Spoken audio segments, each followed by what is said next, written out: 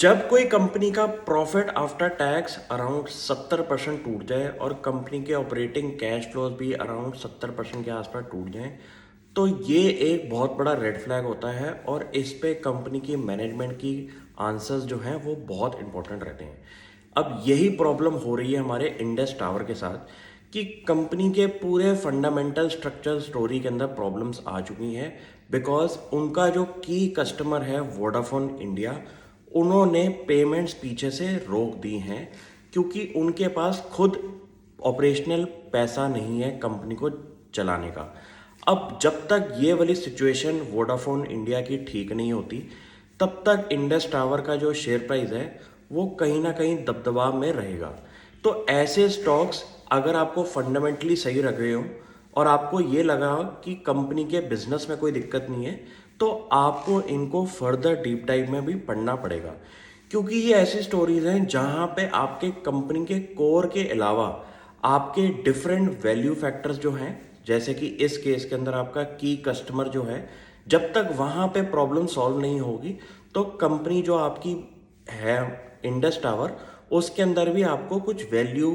Provide नहीं हो पाएगी। अब यही दिक्कत है इस कंपनी के साथ कि कंपनी के रेवेन्यू में तो 2% की ग्रोथ दिखाई दी, लेकिन जहां मेन प्रॉब्लम आती है कंपनी के प्रॉफिट आफ्टर टैक्स के अंदर और कैश फ्लोज के अंदर, वहां अगर 70% का डिक्लाइन होगा और जिसका कोई वे आउट नहीं है क्योंकि कोई सोल्यूशन अभी तक नहीं आया है मार्केट के अंदर वोडाफोन इंडिया का, तब तक इस स्टॉक में भी गड़बड़ी रहेगी। अब बात करते हैं कंपनी के रिटर्न ऑन कैपिटल एम्प्लॉयड। 11% पे कंपनी का कैपिटल एम्प्लॉयड आ चुका है, प्लस कंपनी का जो पिछले साल का रिटर्न ऑन कैपिटल एम्प्लॉयड था वो अराउंड 20 से 25% का रहता था। अब ये एक फंडामेंटल स्टोरी है जो जब तक ठीक नहीं होती तब तक हमारे पास इसका कोई सोल्यूशन नहीं होगा क्योंकि कंपनी के जो टावर बिजनेस है उसके अंदर कंपनी ने टावर्स तो ऐड करे हैं जो कि इस साल अराउंड 1,92,000 से ज़्यादा के हो चुके हैं, जो कि पिछले साल अराउंड 1,85,000 थे। लेकिन इसके अंदर जो एक की मेट्रिक होता है वो रेवेन्यू पर टावर जो है उसके अंदर अराउंड 14% का डिक्लाइन दिखाई दिया है।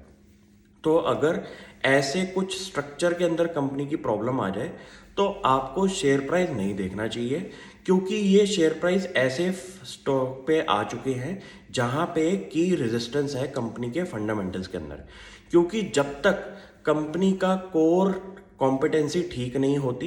कंपनी के प्रॉफिट्स वापस राइज नहीं होते और कंपनी की मैनेजमेंट की कोई स्ट्रॉन्ग कमेंट्री नहीं आती कि उनको पेमेंट स्ट्रक्चर कैसा मिल रहा है वोडाफोन से, तब तक ये स्टॉक से आपको एक दूर रहने की सलाह दूंगा। क्योंकि बहुत स्टोरीज ऐसी होती हैं जहां पे आपको लगता है कि पैसा बहुत ज़्यादा बन सकता है, लेकिन इन स्टोरीज की सबसे बड़ी प्रॉब्लम होती है टाइम। जहां टाइम 1 साल 2 साल का खराब हो जाए तो वहां आपका टाइम वैल्यू ऑफ मनी जो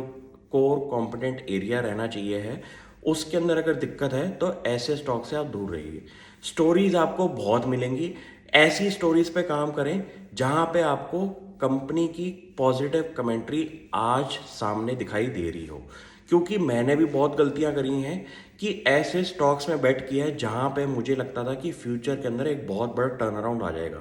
लेकिन जब जिन केसेस के अंदर वो टर्न अराउंड नहीं आया, स्टॉक जो है अंडर परफॉर्म करते रहे अपना मार्केट को लेके।